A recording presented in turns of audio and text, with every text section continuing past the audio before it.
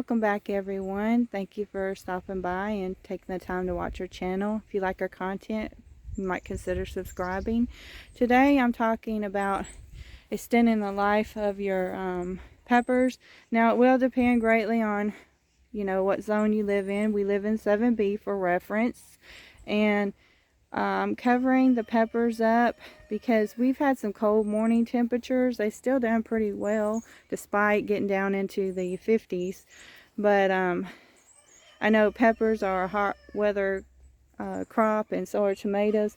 So to extend on their life, if you live in a climate close to ours or better, you can just cover them with some row covering, or you can use some plastic. We have some plastic left over from our old greenhouse and some row covering, and I'm just covering it up today. We have done really well on our peppers this year.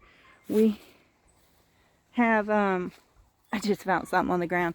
As you can see, there's still more bell peppers producing, and we have Thai peppers, we have Tabasco peppers, and we have some Anaheim peppers, and we have some other kind of California bell peppers, and I think that's about it. Maybe one other. So anyway, some of these were grown from seedlings, like the hotter peppers were grown from seedlings, and the mild peppers we bought from our local store. And they've done really well. We did not do anything other than every year we add fresh potting mix into the bed here. And since it's a raised bed, and you can see how huge, this is a Tabasco plant there, how huge it's grown. My husband's already picked some off of here, and we still have a bunch left. He wanted some green ones. We're going to wait till the rest get red, I think he said. And we've picked so many peppers this year. It's just been a wonderful year for peppers. See, there's one starting to change. And so yeah, you might consider throwing peppers into your garden and letting them grow. Just make sure they have a full sunny spot, and they do like a lot of water, so you will need to supplement them with some water when you're not getting regular water. They like water usually, I would say 2 to 3 times a week.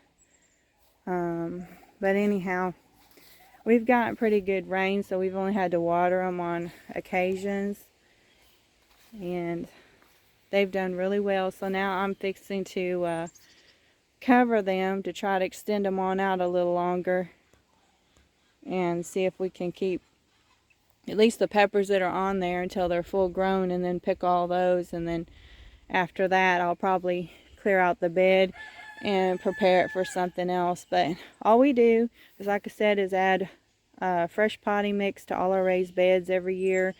We usually add it in the fall or the spring, and that's about it. We don't really do any fertilizing anymore. We used to fertilize our tomatoes, but we don't even do that. I've just been trying to see if we can get by with not doing that, and also using some compost from our chickens or turkeys that's been composted for a while, and then adding that on a little bit. But in here I didn't do that at all. Where my tomatoes are, I did. So I'll take you over there and show you that. As you can see, I've got some cloth out here. It's a work in progress.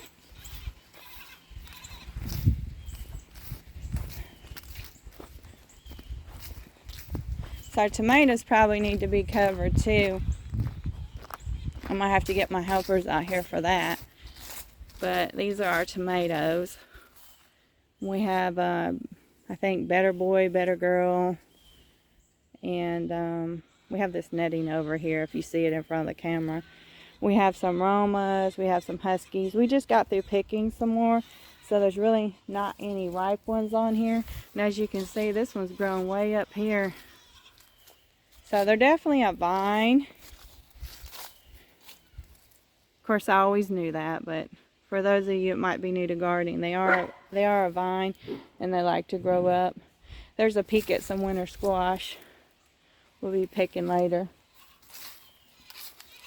But in here we did add some of our chicken bedding and manure.